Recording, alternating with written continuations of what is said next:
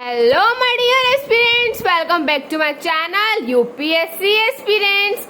आप सब कैसे हैं? I hope you all are good. और लास्ट लेक्चर में हमने पढ़ा था एंग्लो मैसूर वॉर्स के बारे में, जिसमें हमने 4 बैटल्स पढ़े थे। आई होप आपको वीडियो लेक्चर अच्छी तरह समझ में आया होगा और आपके लिए काफी बेनिफिशियल भी होगा। सो आज का हमारा टॉपिक रहेगा मराठास। आज हम पढ़ेंगे मराठास के बारे में। तो चलिए पेन पेपर फटाफट से उठा लीजिए और मेरे साथ नोट्स बनाना स्टार्ट कीजिए। तो आज का लेक्चर हम कर रहे हैं स्टार्ट मराठास के बारे में। अब देखिए Shivaji born on 19 Feb 1630 at Shivnagari. Shivaji का जन्म कब हुआ था? 19 फरवरी 1630 में। और कहाँ पे हुआ था? शिवनेरी में हुआ था। कहाँ हुआ था? शिवनेरी में हुआ था। उनके फादर का नेम क्या था? शहाजी भोसले। और उनकी मदर का नाम क्या था? जीजाबाई। वो एक बहुत ही रिलीजियस लेडी थी, दान धर्म में बहुत विश्वास रखने वाली, पूजा पाठी औरत थी वो। ठीक है, अब देखो 1645 में क्या हुआ। शिवाजी ने अटैक किया दक्कन सुल्तानेट पर and capture fort of Torna from Bijapur. He is just 15। ठीक है, उन्होंने क्या किया? 15 साल की उम्र में अटैक कर दिया दक्कन सल्तनत पर और क्या प्राप्त कर लिया, क्या हासिल किया? Fort of Torna from Bijapur and fort of Kondana. Torna और कोंडना। ठीक है, अब 1657 में क्या हुआ? उन्होंने मुगल्स पर अटैक किया। ठीक है, 59 में उन्होंने शाइस्ता खान को हरा दिया। 1659 में शाइस्ता खान को हरा दिया। 1664 में उन्होंने अटैक किया और सूरत को क्या किया? रेड किया, प्लंडर्ड, लूटपाट मचाई और उन्होंने सूरत पे अटैक कर दिया।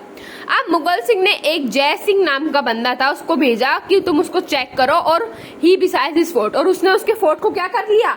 बिसाइज कर लिया, घेराबंदी कर दी, कब्जे में ले लिया। अब उसके बाद क्या हुआ? जब फोर्ट कब्जे में आ गया तो क्या हुआ? ट्रीटी ऑफ पुरंदर साइन हुई। ट्रीटी ऑफ पुरंदर इन 1665 में ट्रीटी साइन हुई। इसमें क्या था? शिवाजी के पास जो थे वो 35 फोर्ट्स थे। कितने फोर्ट्स थे? 35 फोर्ट्स थे। ठीक है, उसमें से उनको क्या बोला कि 23 तो तुम्हें मुगल्स को देने पड़ेंगे, बाकी के बचे हुए 12 तुम अपने पास रखो। पहला तो ट्रीटी में यही था, 12 अपने पास, 23 मुगल को। दूसरा क्या था? शिवाजी को औरंगजेब से मिलने आना था आगरा के अंदर। ठीक है, तीसरा क्या था? जो संभाजी थे, संभाजी कौन थे? शिवाजी के बेटे। उनको कैसे काम करना था? Work as mansabdar. मनसबदार के बारे में मैंने आपको काफी डिटेल में मेडिवल हिस्ट्री में बताया, जो मैंने आपको मुगल्स पढ़ाया था। आई होप आपको ये याद होगा।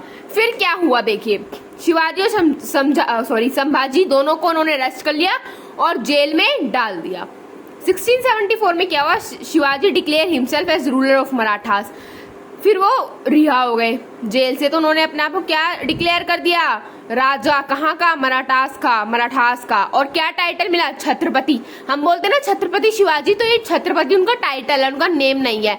और क्या टाइटल मिला? हेंदवा धर्मा उधारक। हेंदवा धर्मा उधारक। फिर इन्होंने क्या किया? Appointing minister for assistance of administration. ताकि एडमिनिस्ट्रेशन अच्छा चलता रहे, इन्होंने मिनिस्टर्स अपॉइंट किए। उसको हम बोलते हैं अष्टप्रधान। अष्टप्रधान। और इम्पोर्टेंट कौन कौन थे वो मैं भी आपको 8 बताऊंगी। उससे पहले इस पेज पे एक चीज और बता देती हूँ। 1680 में शिवाजी की मृत्यु हो गई। शिवाजी डाइड। आई होप आपको ये दोनों पेजेस अच्छे से क्लियर होंगे। अब हम चलते, देखिए पहला है इसमें पेशवा। पेशवा का मतलब होता है जैसे कि पीएम, प्राइम मिनिस्टर। और इसको हम क्या बोलते हैं? पंत प्रधान। क्या बोलते हैं? पंत प्रधान। पहला है हमारे पेशवा। फिर कौन थे हमारे? Majumdar. Majumdar means finance minister, like as बोल सकते हैं हम इनको, है ना, उनकी तरह काम करने वाले। तीसरा कौन था? वकियानाविस। फिर फोर्थ में कौन आता? सम्मान। सम्मान मतलब फॉरेन अफेयर्स के लिए रिस्पॉन्सिबल। ठीक है, जितनी भी फॉरेन चीजें होंगी उनके लिए कौन रिस्पॉन्सिबल होता है? सम्मान। फिर थे सब ए नौबत, वो आर्मी के लिए होते थे। सचिव, न्यायाधीश चीफ जस्टिस के लिए। और पंडित राव रिलीजियस अफेयर्स के लिए। आई होप आपको ये समझ में आया होगा। आप देखिए इनके टाइम में 2 बड़े इंपॉर्टेंट टैक्सेस थे। पहला जो टैक्स है वो था चौथ टैक्स और दूसरा था सरदेशमुखी। जो चौथ टैक्स था वो किस चीज के लिए? चौथ was 1/4 of revenue given for not attacking by the Marathas.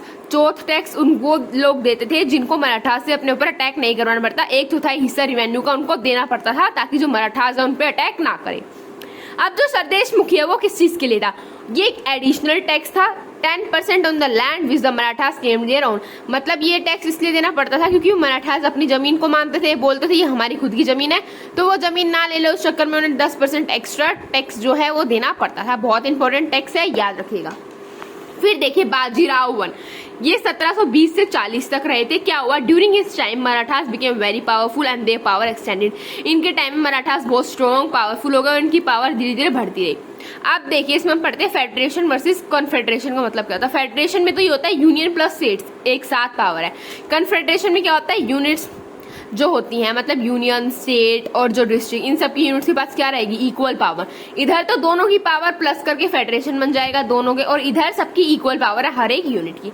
अब देखिए क्या होता है, बड़ौदा के अंदर कौन राजकर होता है, गायकवाड्स। ग्वालियर के अंदर सिंधिया, इंदौर के अंदर होलकर्स, नागपुर के अंदर भोसलेस और पुणे के अंदर पेशवा। ये कोई किसके अंदर राज कर रहा होता है, शाहू जी के अंडर, ही मराठास के अंडर की ही कैटेगरीज है। ठीक है, आप देखिए बाजीराव जो था, बाजीराव के थे 3 बेटे। कितने बेटे थे, बाजीराव के 3 बेटे। पहले बेटे का नाम था बालाजी बाजीराव, बालाजी बाजीराव। ये पेशवा कब बने, 1740 में। ठीक है, फिर कौन थे, रघुनाथ राव, फिर थे शमशेर राव। आप टेंशन मत लेना, अभी मैं इसको एंड में फ्लो चार्ट के थ्रू भी आपको सारा याद करा दूंगी। ठीक है, अभी आप सुनिए, समझिए और नोट्स बनाइए। और इनका एक भाई भी था, ऑल्सो हैविंग अ ब्रदर था, उसका नाम क्या था, चिनाजी अप्पा। और चिनाजी अप्पा का बेटा कौन था, सदाशिव राव। बाजीराव के 3 बेटे, बालाजी बाजीराव, रघुनाथ राव, शमशेर राव। बाजीराव का एक भाई चिनाजी अप्पा का बेटा सदाशिव राव। ठीक है, अब देखते हैं आगे क्या हुआ। अब क्या हो रहा था, धीरे धीरे मराठास की पावर बढ़ रही थी और मुगल्स की कम हो रही थी। 1749 में शाहू जी की क्या हो गई, मृत्यु हो गई। 1752 में क्या हुआ, मुगल्स ने एक एग्रीमेंट साइन किया, किसके साथ, मराठास के साथ। इस एग्रीमेंट में क्या था, Mughal gave right to them to collect chauth from Lahore, Multan, Sindh, Moradabad and Hisar. मतलब मुगल उनको अलाउ करा कि तुम जो अपना चौथ टैक्स है वो कहाँ से इकट्ठा कर लो, लाहौर, मुल्तान, सिंध, मुरादाबाद एंड हिसार से। ठीक है, फिर 57 में क्या हुआ, अहमद शाह अब्दाली आए जिन्होंने इंडिया को इन्वेड किया था। He made his son Timur Shah Durrani as governor of Lahore. और ये क्या कर गए, ये आए, इन्होंने इंडिया को लूटपाट मचाई, इन्वेड किया और अपने बेटे को गवर्नर बना के चले गए लाहौर का। कौन था इनका बेटा, तैमूर शाह दुरानी। ये चले गए तो क्या हुआ, रघुनाथ राव जो थे वो लाहौर पहुंचते हैं और उनसे बोलते हैं कि तुम्हें चौथ टैक्स पे करना पड़ेगा। And he ran away from there and go back to his father. वो इतना डरपोक था, वो सीधा वहां से सब कुछ छोड़ छाड़ के भाग गया और कहाँ पहुंच गया, अपने फादर के पास पहुंच गया। फिर 1761 में क्या होता है, अहमद शाह अब्दाली जो है वो दोबारा आते हैं। फिर क्या होता है, Sadashiv Rao will be commander and help by Shamsher Rao. इस टाइम में क्या होता है, सदाशिव राव जो होते हैं वो कमांडर होता है। कौन हेल्प करता है इनकी, शमशेर राव इनकी हेल्प करते हैं। ठीक है, ये हमने इतना पढ़ा। अब जो बालाजी राव थे उनके भी 3 बेटे थे। कौन थे, बाजीराव का जो सबसे बड़ा बेटा था बालाजी राव, उनके भी 3 बेटे थे। कौन थे, विश्वास राव, माधव राव, नारायण राव। विश्वास राव, माधव राव, नारायण राव। अब क्या हुआ, अब देखो अवध में कौन था, सिजाउद्दौला, अब्दाली और रोहिलास। ये सारे एक मिल गए और वर्सेस क्या हो गया, सदाशिव राव, शमशेर राव, विश्वास राव। ठीक है, अब देखिए विश्वास राव तो इन्हीं का ही बेटा है। इन्होंने अपने भाइयों के साथ बालाजी बाजीराव ने अपने भाइयों के साथ अपने बेटे को भी भेजा था युद्ध पे, जबकि वो बहुत छोटा था उस टाइम पे, विश्वास राव को। और सदाशिव राव और शमशेर राव को इसकी ड्यूटी दी थी उनकी हिफाजत के लिए। ये दोनों उनके भाई थे, किसके, बालाजी बाजीराव के। अब इनके पास 1 लाख आर्मी थी और 4 लाख सिविलियंस थे। ठीक है, अब देखते हैं फिर लड़ाई में आगे क्या हुआ। अब देखिए अब्दाली ने क्या किया, इसी को हम पढ़ रहे हैं, इसी को हम बोलेंगे third battle of Panipat. First और सेकंड बैटल मैं आपको पढ़ा चुकी हूँ मेडिवल हिस्ट्री में। आप मुझे बताना फर्स्ट किसके साथ हुआ और सेकंड किसके साथ हुआ। इतना हिंट दे देती हूँ, दोनों में मुगल्स इन्वॉल्व थे। ठीक है, अब देखिए अब क्या हुआ, एक साइड अब्दाली चले गए, एक साइड मराठास चले गए, बीच में आ रही थी हमारी रिवर यमुना। ठीक है, तो अब्दाली ने क्या सोचा, वैसे तो मराठास हारेंगे नहीं क्योंकि बहुत पावरफुल है और उनके पास आर्मी भी ज्यादा है, लोग भी ज्यादा है। तो उन्होंने क्या किया, he was able to cut the supplies. यहाँ से सप्लाईज ही नहीं जाने दी। इन्होंने क्या किया, बिसीज कर लिया, किसको, मराठास की आर्मी को चारों तरफ से घेराबंदी कर ली। अब जब यहाँ से खाने पीने की सप्लाई नहीं जा रही तो यहाँ पे फूड अवेलेबिलिटी कम हो गई, फूड की कमी हो गई, खाने पीने की कमी हो गई। तो पीपल क्या मर गए, किससे, स्टारवेशन से, भूखमरी से लोग मर गए। 14 जनवरी दे डिसाइडेड टू अटैक। 14 जनवरी 1761 में इन्होंने अटैक करने का सोचा, बट ये क्या हुआ, हार गए क्योंकि आधे लोग तो ऐसे मर रहे थे, इनके पास खाने पीने का कुछ सामान नहीं था। Defeated in the war and when he came to know Balaji Rao died due to shock within 6 months। जब ये पता चला कि ये हार गए तो उसको वो हार बर्दाश्त नहीं हुई और बालाजी राव की मृत्यु हो गई। कब, ड्यूरिंग विदिन 6 मंथ्स, है ना, 6 महीने के अंतरकाल में, 6 महीने के अंतर्गत, 6 महीने के भीतर भीतर ही उनकी मृत्यु हो गई। ठीक है, अब एक रीजन आता है व्हाई मराठास रूल्स, ऐसा क्या कारण था जो मराठास थे वो हार गए। पहला क्या था, आर्मीज ऑफ अवध एंड रोहिलास ने किसको ज्वाइन कर लिया था, अब्दाली को ज्वाइन कर लिया था। ठीक है, ये भी बहुत स्ट्रॉन्ग आर्मी थी। फिर मराठास की सप्लाई कट ऑफ कर दी गई थी। ठीक है, फेमाइन लाइक कंडीशंस आ गई थी, भुखमरी हो गई थी, और मराठास को कोई भी हेल्प नहीं मिली थी, ना जाट ने हेल्प किया, ना राजपूत ने हेल्प किया, ना भी और उनकी जो अलायंस थी उन्होंने हेल्प किया। और जो अब्दाली की जो आर्मी थी वो बेटर ऑर्गेनाइज थी। क्या थी, बेटर ऑर्गेनाइज थी, अच्छी तरह ऑर्गेनाइज थी, वेल डिसिप्लिन थी। ठीक है, अब क्या हुआ, आर्मीज of Abdali was using gun caps over camel which created havoc like condition in आर्मीज of Marathas. मतलब उनके पास एक नई टेक्निक्स भी थी, उन्होंने क्या कर रखा था, कैमल्स के ऊपर अपनी गन्स रख रखी थी, वो यूज करते थे, और इससे क्या हो गया, डर पैदा हो गया और मराठास के बीच में, क्योंकि मराठास के पास तो ऐसा कुछ था ही नहीं। अब इसकी इम्प्लीकेशंस क्या हुई, क्या क्या आया। पहला तो मराठास की सुप्रीमेसी गॉन। ठीक है, मतलब अब ना इतनी कोई इज्जत रही थी, ना उनको कोई डर रहा था, ना कोई वो पावरफुल रहे थे, ना इतने स्ट्रॉन्ग रहे थे। ठीक है, वो चली गई थी।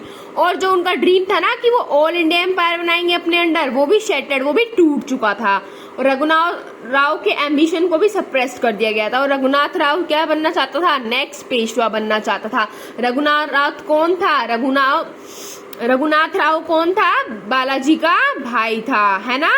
अब उसको नेक्स्ट पेशवा नहीं बनाया, किसको बना दिया, उनके दूसरे बेटे को, क्योंकि पहला बेटा तो थर्ड बैटल ऑफ पानीपत में मर गया था, तो फिर माधव राव बने नेक्स्ट पेशवा।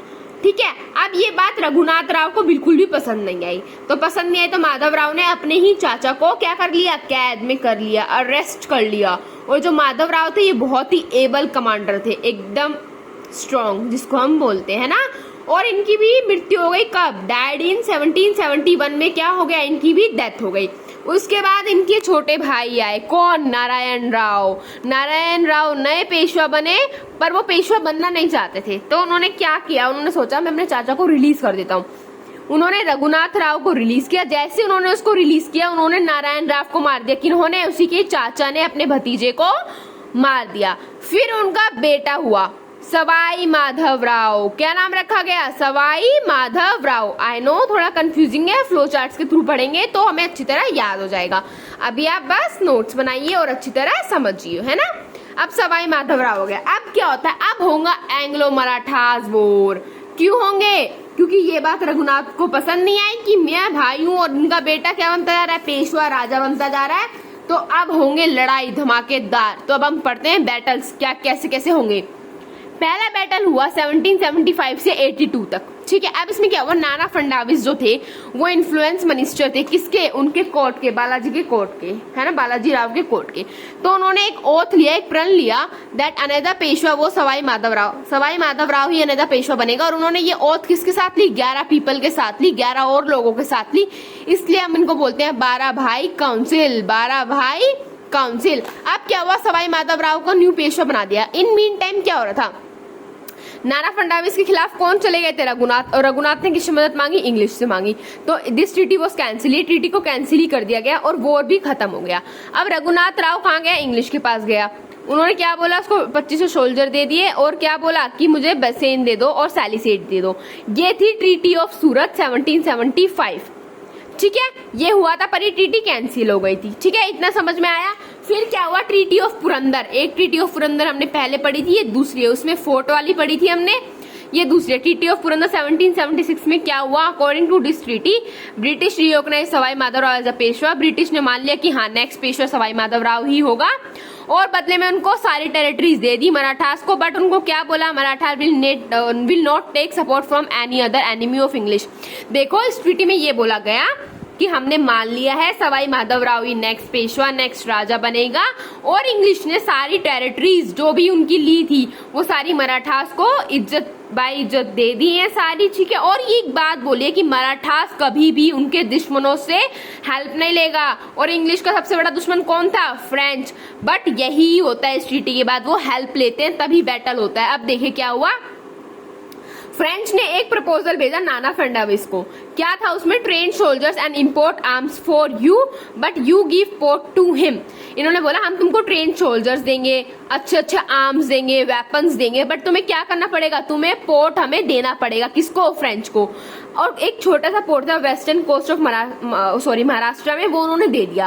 अब क्या हुआ, मराठास वर्सेस इंग्लिश हो गया। इसलिए इसको हम क्या बोलते हैं, एंग्लो मराठास वॉर, क्योंकि उन्होंने उनकी बात नहीं मानी, उन्हीं के एनिमी से हेल्प ली, तो लड़ाई तो होनी ही थी।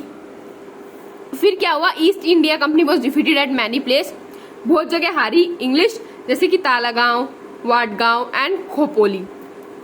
फिर एक ट्रीटी साइन हुई, ट्रीटी ऑफ वाडगांव 1779 में हुई थी। इसके अकॉर्डिंग क्या था, British has to return all the territories of Maratha, ठीक है, सारी टेरिटरीज मराठास को वापस करेंगे। और रघुनाथ राव को अरेस्ट कर लिया और इंग्लिश हार गई थी, ठीक है। रघुनाथ राव को कहाँ डाल दिया था, दोबारा ही जेल में डाल दिया था। उसके बाद रघुनाथ राव के साथ क्या किया, उसको झांसी भेज दिया गया। कहाँ भेज दिया गया, झांसी भेज दिया गया। रघुनाथ राव का बेटा कौन था, बाजीराव टू। कौन था, बाजीराव टू। फिर क्या हुआ, the supreme council of Bengal refuse to accept treaty of Wadgaon and huge British forces were send which captured Ahmedabad, Gwalior and Bassein. अब क्या हुआ, सुप्रीम काउंसिल ऑफ जो बंगाल थी उन्होंने मना कर दिया, हम ये ट्रीटी एक्सेप्ट नहीं करेंगे। तो क्या हुआ, बहुत भयंकर ब्रिटिश की फोर्सेस आई, उन्होंने क्या कैप्चर कर लिया, अहमदाबाद, ग्वालियर और बसेन, ठीक है। अब नई ट्रीटी साइन हुई मराठास और ब्रिटिश के बीच में, वो क्या थी, treaty of Salwai. Treaty of Salwai 1782 में हुई। उसके बाद ये युद्ध क्या हो गया, खत्म हो गया। आई होप आपको फर्स्ट बैटल अच्छी तरह समझ में आया होगा। फर्स्ट बैटल का मेन रीजन ये था, नाना फडणवीस चाहते थे सवाई माधवराव बने, और लोग भी चाहते थे वही राजा बने, पर रघुनाथ नहीं चाहता था। तो रघुनाथ इंग्लिश के पास गया, इंग्लिश ने उसने हेल्प मांगी, फिर ट्रीटी साइन हुई।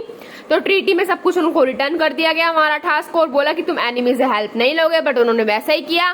फिर इनकी लड़ाई हुई, लड़ाई होने के बाद ट्रीटी ऑफ वाडगांव साइन हुई, पर वो बंगाल ने मना कर दिया। तो फिर ब्रिटिश की फोर्सेस आई और उन्होंने ग्वालियर, अहमदाबाद और बसेन को कैप्चर कर लिया। फिर एक नई ट्रीटी साइन हुई, ट्रीटी ऑफ सलवाई 1782। अब हम पढ़ेंगे second Anglo Maratha war. Second Anglo Maratha war कब हुआ, ये हुआ था 1803 से 1805 के बीच में। अब क्या था, देखिए सबको ना सवाई माधवराव से ना बहुत एक्सपेक्टेशन थी, एमआर मतलब माधवराव है, ठीक है। पर क्या हुआ, उसको पता नहीं क्या हुआ, वो एक्सपेक्टेशंस पे खरा नहीं उतर पाया। 1795 ने क्या किया, उसने अपने ही किले के ऊपर से जंप कर दिया, कूद गया और मर गया, मतलब सुसाइड अटेम्प्ट किया और वो मर गया, ठीक है। फिर देखिए हम ये बताते, जो रघुनाथ राव था जिसको हमने झांसी भेज दिया, उसको चाचा, उसके दो बच्चे थे, बाजीराव टू, ये बहुत वीक थे, चिमाज राव, और था अमित राव। अमित राव का जो बेटा था वो क्या था, विनायक राव। अब इधर भी सेम चीज होगी, ये विनायक राव को पेशवा बनाना चाहेंगे और इसका चाचा जो है ये रिवोल्ट करेंगे, सेम चीज होगी इधर भी। व्हेन नाना फडणवीस डाइड, जब वो मर गए थे 1800 में, तो confederacy started fighting among themselves, मतलब जो कि मराठास के अंदर ही उनके ग्रुप्स थे, उन्होंने लड़ाई करना स्टार्ट कर दिया। अब क्या हो गया था, Holkars versus Scindia plus Bajirao two. Holkars ने इनको हरा दिया था, killed brother of chief of Holkars by Bajirao two. इनके जो भाई थे, जो चीफ थे होलकर्स से, उनको मार दिया था बाजीराव टू ने। और कहाँ भाग गया था बाजीराव टू, फ्लैट टू बसेन, बसेन में भाग गया था। अब ये आपस में ही लड़ रहे हैं, किसी बाहर वाले की जरूरत नहीं है, भाई हम तो खुद ही लड़ेंगे। अब क्या हुआ, विनायक राव को पेशवा बना दिया।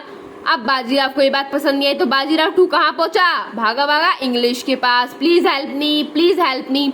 ट्रीटी ऑफ बसेन साइन हुई 1802 में। इसमें क्या था, according to this Surat was surrendered, Surat को इंग्लिश के हाथ में दिया जाएगा। Will be giving 6000 troops to Bajirao two, 6000 army दी जाएगी इसको बाजीराव टू को, who will be station permanently and their cost will be borne by Bajirao. मतलब वो आर्मी दी जाएगी और वो हमेशा वहां पे रहेगी, उसका खाने पीने का सब चीज का खर्चा कौन उठाएगा, बाजीराव उठाएगा।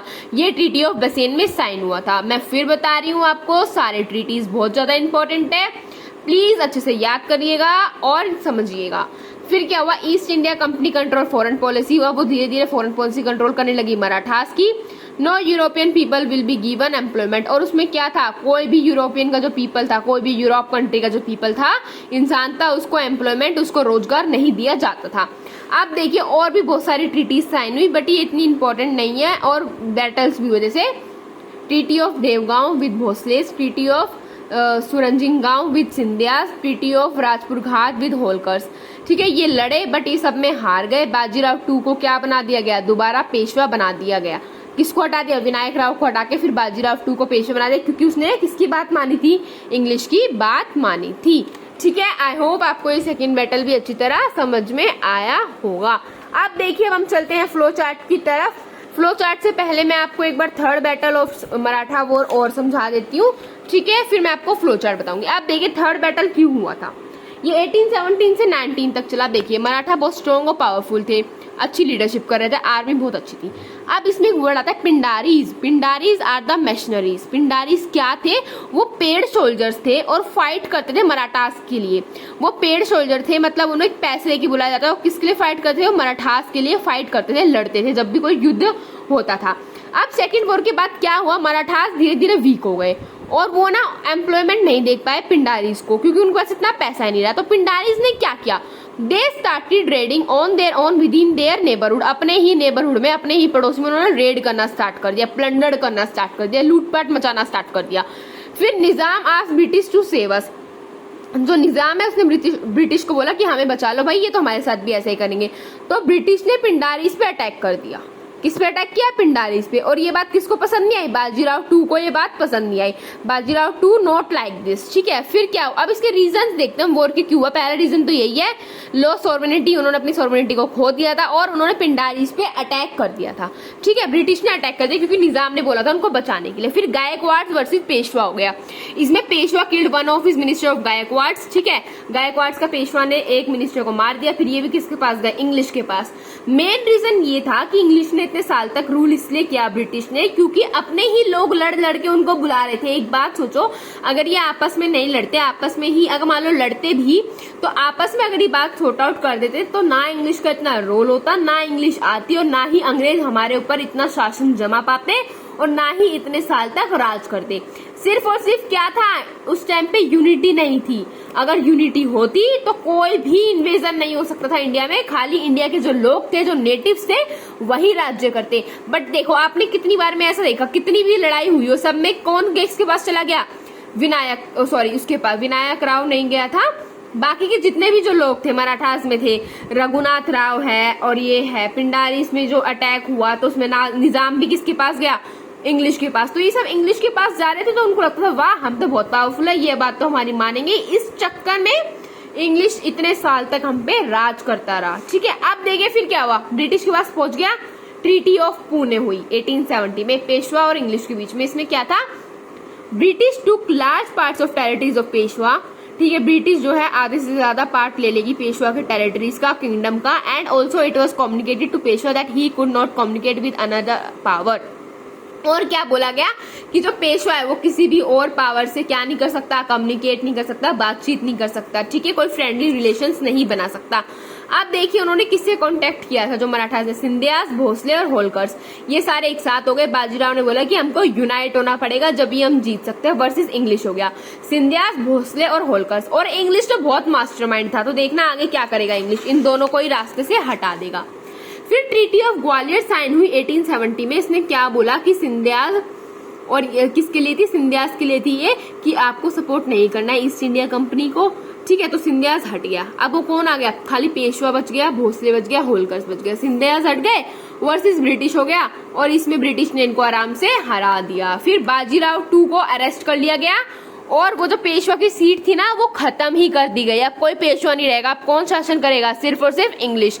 बट फिर इन्होंने क्या किया? इन्होंने एक सतारा एक किंगडम बनाया छोटा सा। उसका रूलर कौन था? प्रताप सिंह। प्रताप सिंह को रूलर बनाया एक छोटे से किंगडम सतारा का। बाजीराव टू को कहाँ भेज दिया? कानपुर भेज दिया। और जो नाना साहिब है ना वो बाजीराव टू के क्या है? अडॉप्टेड सन है। क्या है? अडॉप्टेड सन है। आई होप आपको ये थर्ड बैटल भी समझ में आया होगा। अब देखिए अब हम पढ़ते हैं फ्लो चार्ट के बारे में, जिससे मैं आपको सारा समझाऊंगी। देखिए सबसे पहले थे शहाजी भोसले। शहाजी भोसले का बेटा कौन था? शिवाजी। उनका जन्म शिवनेरी में हुआ था। 19 फैब 1630 को हुआ था। 1680 में उनकी मृत्यु हो गई थी। उनका भी बेटे कौन थे? संभाजी। और संभाजी के बेटे कौन थे? शाहू जी। कौन थे? शाहू जी। शाहजी, शिवाजी, शिवाजी के बेटे संभाजी, संभाजी के बेटे शाहू जी। इतना क्लियर हुआ? आप देखिए उसके बाद आते हैं बाजीराव वन। मैंने बताया था बाजीराव वन के 3 बेटे थे, बालाजी बाजीराव, रघुनाथ राव और शमशेर राव, ठीक है। उसके बाद उनके एक भाई थे चिनाज अप्पा।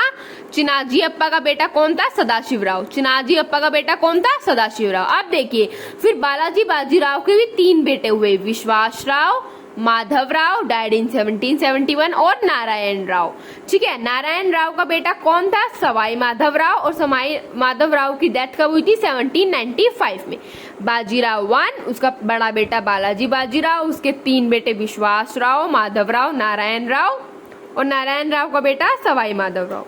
अब देखिए रघुनाथ राव, बाजीराव 2, चिमाजीराव, अमित राव। कौन कौन थे? बाजीराव 2, चिमाजीराव और अमित राव। अमित राव का बेटा कौन था? विनायक राव, जिसको पेशवा बनाया था, पर ये बात किसको पसंद नहीं आई थी? बाजीराव 2 को होता, वो इंग्लिश के पास गया था। और बाजीराव 2 के जो अडॉप्टेड सन थे वो कौन थे? नाना साहिब। कौन थे? नाना साहिब। और फिर एक और भाई बचता है उनका, शमशेर राव। ठीक है, आई होप आपको ये फ्लो चार्ट अच्छी तरह क्लियर हो गया होगा। इसको अपनी नोटबुक में बनाना, अच्छी तरह याद करना, आपको सारी चीजें क्लियर हो जाएंगी। आज का वीडियो लेक्चर थोड़ा लंबा हो गया है, बट आई होप आपको मराठास के बारे में सब कुछ समझ में आया होगा। तो मिलते हैं हम नेक्स्ट वीडियो में। नेक्स्ट वीडियो में हम पढ़ेंगे एनेक्सेशन ऑफ सिंध। सो आज के लिए इतना ही। Bye bye guys, take care, have a nice day.